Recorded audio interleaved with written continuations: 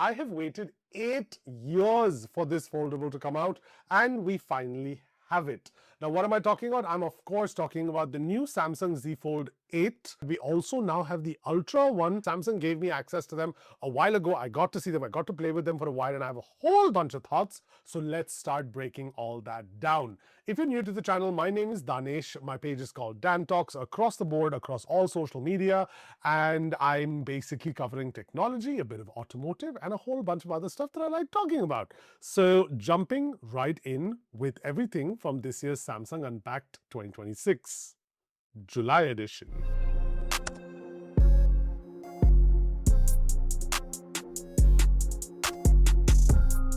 Now, right from the time foldables started, Samsung took one approach, right? We had the Samsung Fold 1, which was long and vertical and so on and so forth. If people remember, Huawei had gone with a different approach where the phone used to fold outward compared to what Samsung had done. Then we had Google and Oppo who went into the shorter, wider format. And right from the start, I have thought that that is the way folds should have gone. That's what folds should have been all along, because in my personal opinion, a foldable should be a foldable. And I'll explain that statement in just a second. But what ended up happening was that a lot of you didn't like it. And what do brands need to do? They need to sell phones. So instead, they went down this route of the smartphone in front and a tablet when you open it up. So this turned out to be what all foldables became. And I kind of judged brands for just not taking a stand. And at the end, everyone wants to go mass market, so I kind of can't blame them. But anyway, we come to 2026 where Samsung gives us the all-new Samsung Z Fold8, which is now the shorter, wider version. The regular shape, which would be continuation of last year's Fold 7, becomes the Fold8 Ultra, and then of course we have the Flip 8 as well. Now, as far as the shape goes, people my age will remember the BlackBerry Passport, and that's kind of what it felt like in my hand. A shorter, wider phone. So we have a 4:3 aspect ratio, and it actually isn't that heavy at all. It's actually, I think, the lightest fold there is right now, 201 grams. Once you open it up, you have a 7.6-inch inner display, which has a whole range of advantages, which I'll come to in just a second. But on the outer display itself, one thing I loved was its two-handed usage. Thanks to being wide, it felt the way it felt like to type on Blackberries or phones back in the day when they were 16:9 aspect ratios. So that two-handed feel of the phone was phenomenal on the outside. Similarly, even with the inner display being nice and wide but not being tall, made it very gaming handheld feel, and that typing experience there also was really nice. Now, why I like this wide display first starts with video, because in terms of video, if you watch what I'm showing you right now, you'll notice that foldable devices actually never showed us a larger display. It actually just looked the same size as your regular smartphone, maybe even smaller depending on what smartphone you had. But with this new wide format, the letterboxing reduces so drastically, and also you end up getting just one little click of a zoom and you get this nice big wide video to watch on such a small body. That's one thing I really love about the new wide format. Now, another advantage, especially when the phone is opened up, is going to be reading. Now, this could be reading a book or browsing the internet, but this aspect ratio looks just like an A4 sheet of paper, and I absolutely loved that. I thought it was so nice to read on and so comfortable. And again, I come back to this feeling of a larger screen in a smaller body. It just is a really useful thing. Now, initially I was worried about social media, and yes, on the front screen, social media has a bit of a drawback, whereby what's going to happen is the part on, at least on apps like Instagram, where you end up seeing that little cropped bit, that's going to show perfectly. But when you click in, is where you're going to get a bit of letterboxing, and whether that's a problem or not is totally up to you. It's a sacrifice that I'm very willing to make. Now we come to multitasking, and of course this phone can do multitasking, but the fact that on the inner display you get these two nice vertical but wide displays makes things much more readable. I will say that the Ultra can do it much better, especially when you're reading two separate apps, but in this case it's a different, again, the wideness is the experience you're going for. As far as cameras go, on the Fold8, you will get only 2 cameras in the back. Both will be 50 megapixel. One will be a wide, one will be an ultra wide. And I don't think this is a giant sacrifice for the very simple reason that on the 8 Ultra,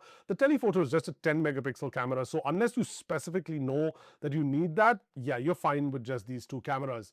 Plus, you get fun sort of features. One of them is dual cam. Now, with dual cam, when you're using it horizontal, one cool thing will be like, for someone like me, if I want to record a podcast, I can just pop the phone in the center and I'll get a perfect split screen of both people on both sides. And I think that that's going to be very useful even in vertical mode, because in vertical mode, it'll become 2 horizontals.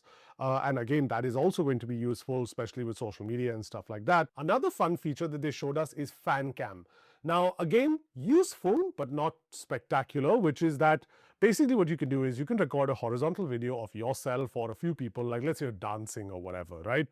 In this particular case, I've just taken a guy who's walking around the room, and then you click on the fan cam feature, and what it does is it creates a vertical video following that person around in the shot or in the frame. Now, of course, you do lose quality, therefore you should record at 4K or 8K, which is possible on the Fold8 and 8 Ultra, but it's a nifty feature, but for a very specific use. Like in my case, I can totally imagine myself doing some vlog style footage where I want to make a short form version of it, I use this feature. This is a good feature if you have use for it. Let me put it that way. Now we come to that question. All of you are going to jump in the comments, and frankly speaking, I stand by the fact that only people who have not used foldables ask this question. But sure, the crease. Yes, the crease is much lesser. I will go as far as to say even better than the Find N6. In the video you are watching right now, yes, it looks like it's there, but I've put it under the brightest light in the room.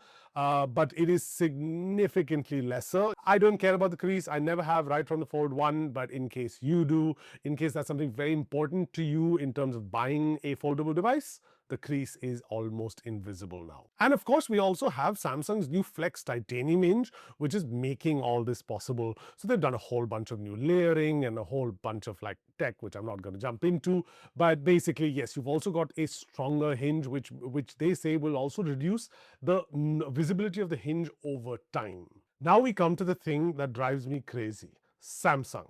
Why do we have the wobble? Why can't you guys just figure it out? Please, please, please just figure out the wobble. Oh my God, the wobble on this phone is so bad. And I know what you're going to say. You're going to say, hey, Danish, go and buy a new Samsung official case with MagSafe capability. Yes, there are cases which come with MagSafe. And I'm going to say no, because I hate using cases and the wobble is horrible. Oh my God. So please sort it out. And as far as the battery goes, we have just a slightly smaller battery. We have a 4,800 milliamp battery compared to the larger battery of the Fold8 Ultra, but we do get the same 45 watt wired charging and 20 watt wireless charging. But if this wideness has been of no interest to you and you want to jump into the Fold8 Ultra, let's do so. Now, the Fold8 Ultra is basically the follower to the Fold 7. We do have a whole bunch of upgrades here as well.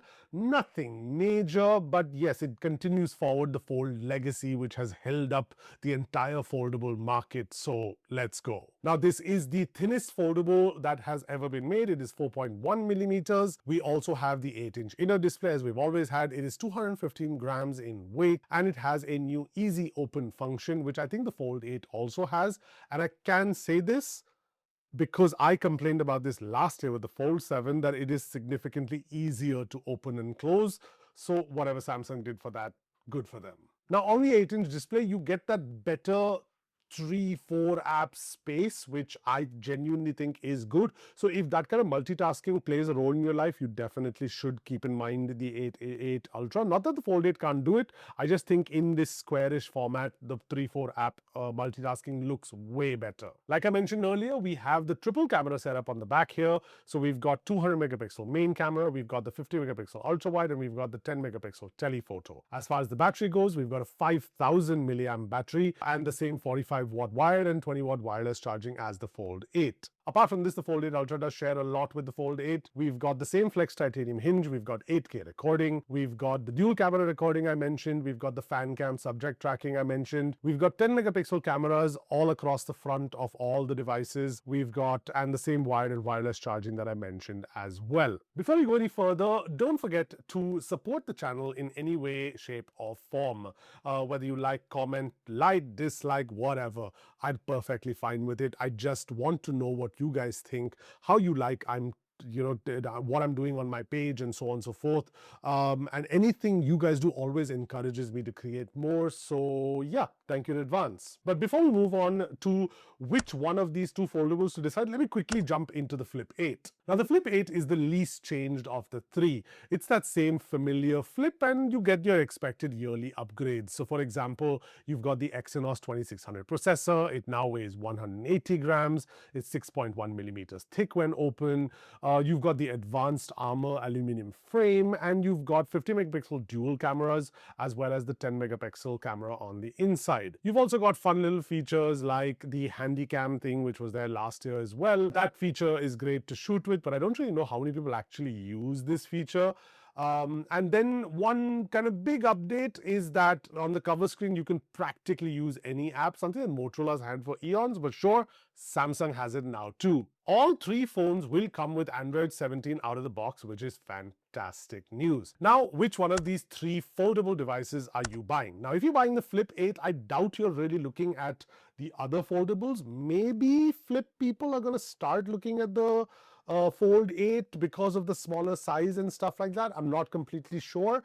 I guess time will tell. But I'm guessing if you're the Flip customer, it's giving you everything you want. You want a regular smartphone that kind of folds down in half, and you're getting that. You're choosing and competing with other brands, largely Motorola and stuff like that. So I won't really chew your brains here. If you want the upgrade, I think it's worth it if you're 2-3 years ago on the Flip.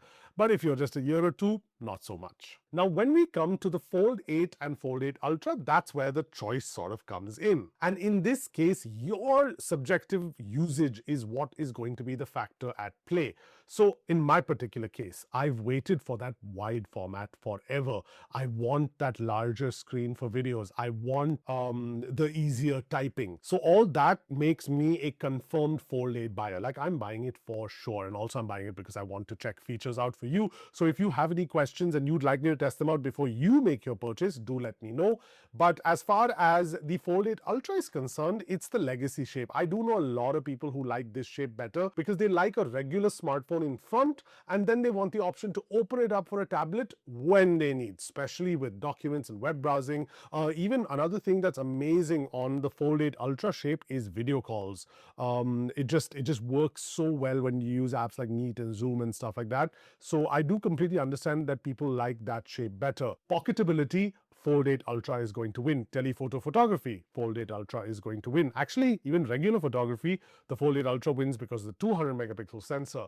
So there is no denying that the Fold 8 Ultra is the best foldable that Samsung is offering right now, but in no way, shape or form is the Fold 8 any lesser. You're just choosing between two shapes. And this is a point where I want to stop and give Samsung a round of quick applause for the very simple reason that I'm so happy to see a brand provide all three choices. Now, there is rumors that the Flip is disappearing next year, which I don't completely believe, if I'm being honest with you. But yeah, I just want to congratulate Samsung on offering these three options for every type of foldable user. So well done, Samsung. But yeah, in my opinion, this was the start of this foldable journey. I think this whole foldable journey is going to have a long conversation even later in the year with Apple releasing their version and stuff like that. But yeah, that's pretty much what I have right now as far as these foldables are concerned. I hope I've given you a good idea of what my experiences were like. I'm sure I've missed out on some stuff. So please do jump into the comments and ask me questions and I'll reply to them. I definitely will be getting my hands on the Fold 8 really soon. So I hope to make much more content about this. But yeah, until then, my name is Danesh and I will see you at the next one.